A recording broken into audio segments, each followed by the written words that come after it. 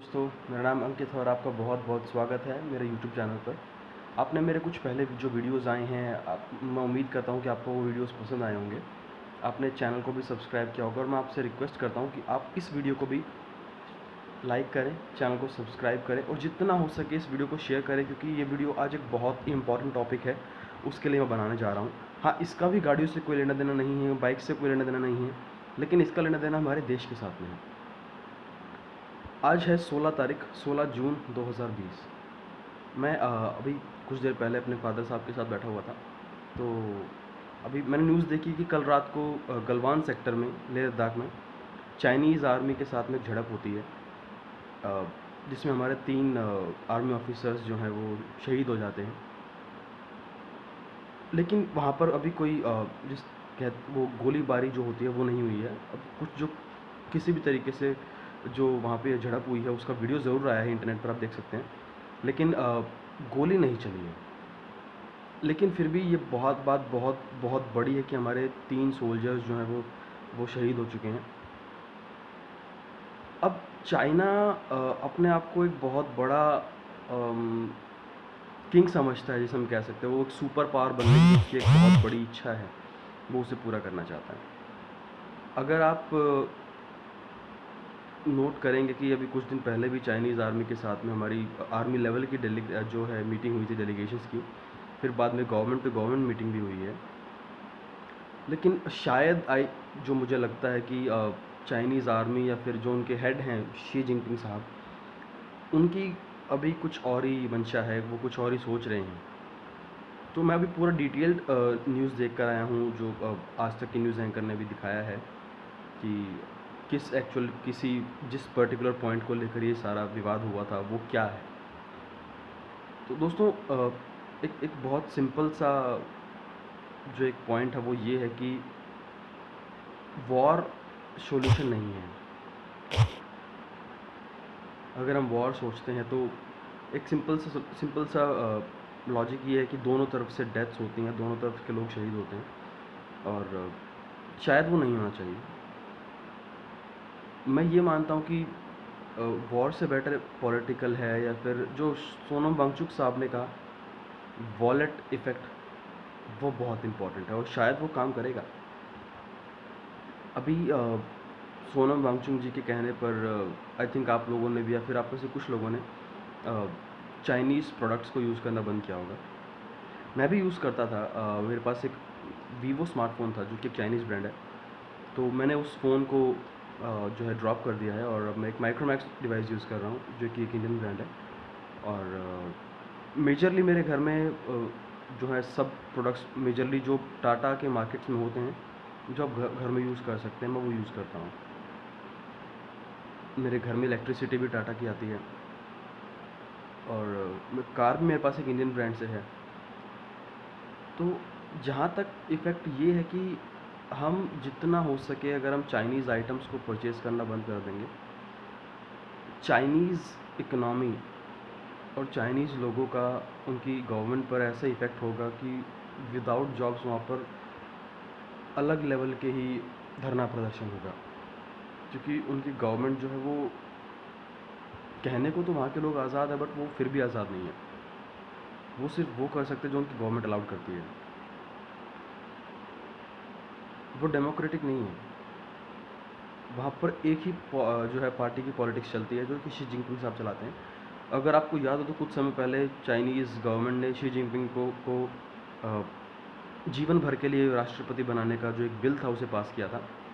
तो अब Xi Jinping, आप ये कह सकते हैं कि एक तरीके से डिक्टेटर ही हैं, जो जीवन काल तक राष्ट्रपति पद पर रह सकते हैं। तो दोस्तों, मेरे इस वीडियो में बस आपसे यही कहने का एक मैंने ज़रिया बनाया कि अभी इंडिया में आप जो चाइनीज़ आइटम्स देखते हैं, जो चाइनीज़ प्रोडक्ट्स देखते हैं, फिर किसी चाइनीज़ कंपनी के बारे में सुनते हैं, चाइना का जो ओवरऑल एशिया में जो ट्रेड है, वो इंडिया के साथ जो होता है, वो सबसे ज़्यादा जो ट्रेड होता है उसमें से एक होता है। चाइनीज़ कंपनीज़ ऐसी बहुत सारी हैं जो मेजरली इंडियन मार्केट पर ही डिपेंड करती हैं। आपको एग्जांपल दे दूँ तो ओप्पो, वीवो जैसे ब्रांड्स जो हैं वो अपनी होम मार्केट यानी कि चाइनीज़ मार्केट में इतने ज़्यादा मार्केट शेयर नहीं रखते जितना वो इंडियन मार्केट में रखते हैं। हम लोग बड़े खुश होते हैं जब एक वन प्लस का नया डिवाइस आता है। हम लोग बड़ी शिद्दत से या फिर कह सकते हैं ना बड़ी ज़ोरों शोरों से वेट करते हैं कि कब वो प्रोडक्ट जो है वो अमेज़ॉन की सेल पर आएगा या फ्लिपकार्ट की सेल पर आएगा, हम उसे ख़रीदेंगे। दोस्तों, एक आप बात नोट करके रखें, या फिर आप कभी अगर चाइना जाएंगे ना तो आप देख सकते हैं वहाँ पर शायद ही कोई ऐसी कंपनी है जिसकी 100% ओनरशिप जो है वो प्राइवेट हो। वहाँ पे किसी ना किसी तरीके से चाइनीज़ गवर्नमेंट का इन्वॉल्वमेंट ज़रूर होता है हर एक कंपनी में। आप वीवो का फ़ोन ले लीजिए, ओप्पो का ले लीजिए, वन प्लस का ले लीजिए, ये तीनों ही चाइनीज़ ब्रांड हैं और इन तीनों की ही पेरेंट कंपनी एक है जिसका नाम है BBK इलेक्ट्रॉनिक्स। और वो अगर हम उन तीनों ब्रांड्स का एक ओवरऑल मार्केट शेयर को जो है जोड़ देते हैं, हम उनको ऐड कर देते हैं, तो इंडियन मार्केट में BBK इलेक्ट्रॉनिक्स एक तरफा राज करती है।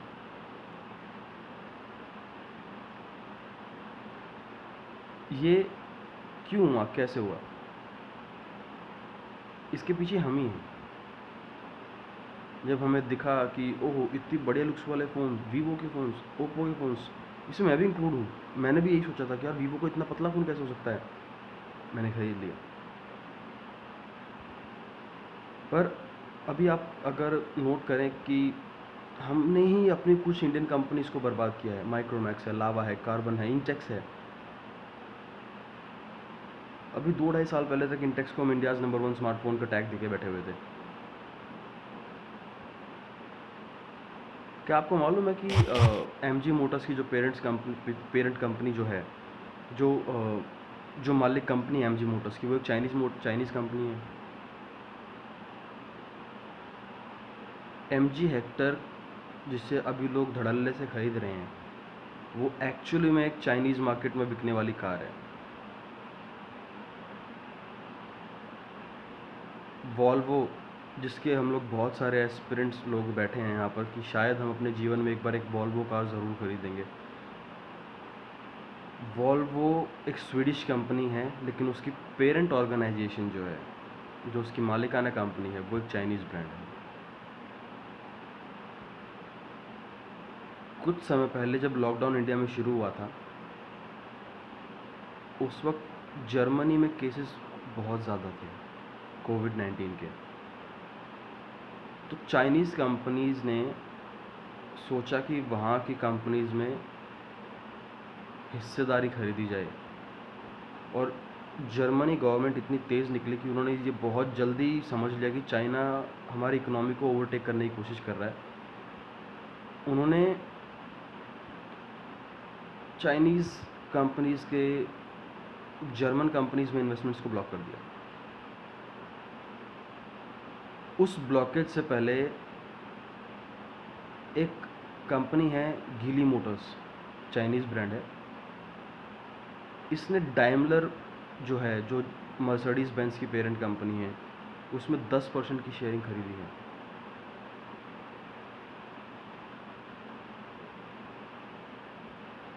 हम लोग उन्हीं कंपनीज़ को पैसा दे रहे हैं जो हमारे खिलाफ अपने सोल्जर्स खड़े करते हैं।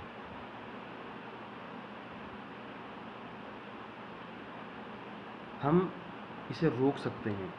सोनम वांगचुक जी ने बिल्कुल सही कहा है कि वॉलेट का जो इफ़ेक्ट है ना, वो बहुत ज़्यादा पड़ेगा। वॉर करेंगे, जीत भी गए इंडियन आर्मी पर, नो डाउट जीत गए, लेकिन फिर भी उनकी इकोनॉमी को वापस बनाने में हम ही उनकी सहायता कर देंगे अगर हम उनके प्रोडक्ट्स खरीदेंगे तो, क्योंकि यहाँ से पैसा वहाँ जाएगा। मैं आपको ऐसे बहुत से ब्रांड्स बता सकता हूँ जो कि चाइनीज़ हैं और हम उन्हें बहुत प्यार से ख़रीदते हैं। MI के फ़ोन्स, रियलमी, पोको और ओप्पो, वीवो, वन प्लस, उसके बाद MG हेक्टर। हम सब यही सोचते हैं कि MG ब्रिटिश ब्रांड है, पर आपको मालूम है 2004 में MG मोटर्स जब बंद हुआ था, उसे चाइनीज़ कंपनी ने ख़रीदा। और आज तक भी MG की अपनी कोई इंजीनियरिंग नहीं है, उन्होंने कोई भी इंडिपेंडेंट कार नहीं बनाई है। MG मोटर्स जो गाड़ियाँ बेचता है वो उसकी पेरेंट कंपनी की ही गाड़ियाँ होती हैं, जिसको वो अपने मार्क के अंडर थोड़ा सा चेंज करके बेचते हैं। जब 2008 में जैगवार लैंड रोवर को टाटा मोटर्स ने एक्वायर किया, तो उस वक्त टाटा मोटर्स भी चाइनीज़ मार्केट में एंटर करने की कोशिश कर रहा था, लेकिन चाइनीज़ गवर्नमेंट ने अलाउ नहीं किया। जैगवार लैंड रोवर को चाइना में कार्स बेचने के लिए एक लोकल पार्टनर की ज़रूरत थी, क्योंकि चाइना में रूल है कि आप अगर यहाँ पे ट्रेड करना चाहते हैं तो आपको एक लोकल पार्टनर बनाना होगा। जैगवार लैंड रोवर ने बनाया, चेरी मोटर्स वहाँ पर एक कंपनी है, उन्होंने उसको पार्टनर बनाया। और फिर भी देखिए दोस्तों, चाइनीज़ कंपनीज बहुत तेज़ होती हैं। आप बाइक बनाती है कोई कंपनी, कार बनाती है, वो उसकी डुप्लीकेट बहुत जल्दी बनाते हैं। हमारे पास जैसे बजाज की पल्सर 200 NS आती है, उसकी डुप्लीकेट बिल्कुल हूबहू कॉपी जो होती है, डिटो कॉपी, वो चाइनीज़ कंपनीज पाकिस्तान मार्केट में बेचती हैं। अब सोचिए, एक 200 सीसी की बाइक जिसको चाइनीज़ कंपनीज जो है पाकिस्तान की मार्केट में 125 सीसी की बाइक बनाकर रेसर बाइक बोल के बेचते हैं। वाह! हम लोग बहुत इजीली इसको रोक सकते हैं, हम चाइना को उसके घुटनों पर लाकर रख सकते हैं। आपसे यही रिक्वेस्ट है, जितना हो सके चाइनीज़ ब्रांड्स को यूज़ करना बंद करें, उनको परचेज़ करना बंद करें। आप खुद भी इंटरनेट पर सर्च मार सकते हैं कौन सा ब्रांड चाइनीज़ है, कौन सा नहीं है। ठीक है, अगर आपको इंडियन ब्रांड्स के सामान पसंद है, लेकिन और भी अवेलेबल मार्केट्स में जो ब्रांड है वो हैं।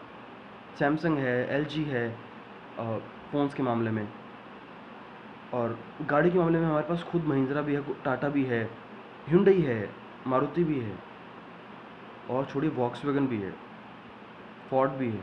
तो आप जिस कंपनी की बातें कर रहे हैं, जैसे जापानीज़ ब्रांड्स हमारे पास है, अमेरिकन ब्रांड्स हमारे पास है, जर्मन ब्रांड्स हमारे पास हैं, इटालियन ब्रांड हमारे पास है, तो वाई चाइनीज़? MG मोटर्स को हिट नहीं होना चाहिए था इंडिया में, लेकिन हमने किया। सिर्फ किस लिए? वो एक जो 10 इंच की बड़ी सी स्क्रीन आती है गाड़ी के अंदर, उसके लिए।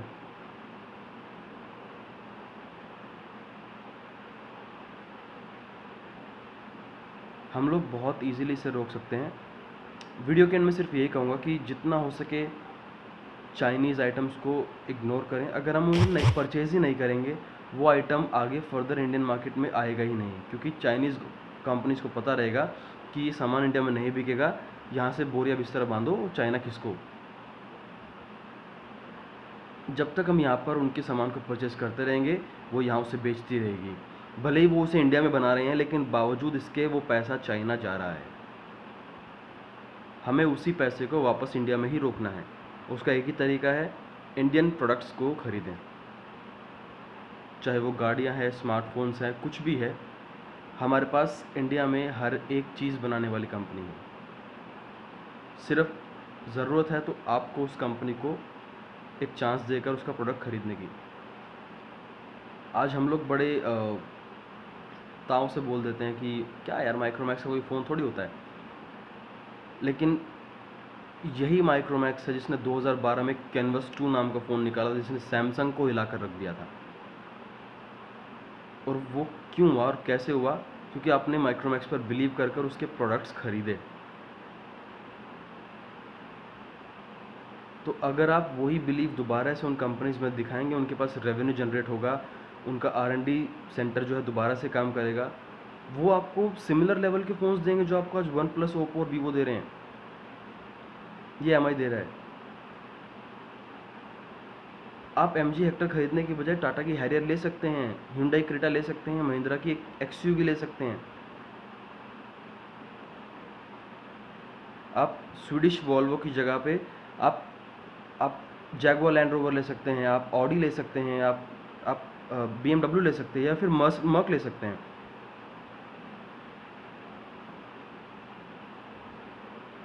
अभी MG मोटर्स इतनी कॉन्फिडेंट हो गई है कि उन्हें पता है कि हमारे प्रोडक्ट बिकने ही बिकने हैं।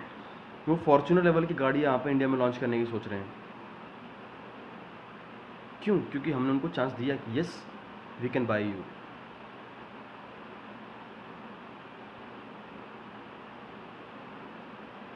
दोस्तों, इस वीडियो को जितना हो सके लाइक करें, शेयर करें, चैनल को सब्सक्राइब करें, और जितना हो सके आप ये सबको बताएं कि प्लीज़ अवॉइड चाइनीज़। हम चाइनीज़ कंपनीज़ को पैसा नहीं देंगे उनके प्रोडक्ट्स खरीद कर, ताकि वो हमारे सोल्जर्स पर अटैक करें।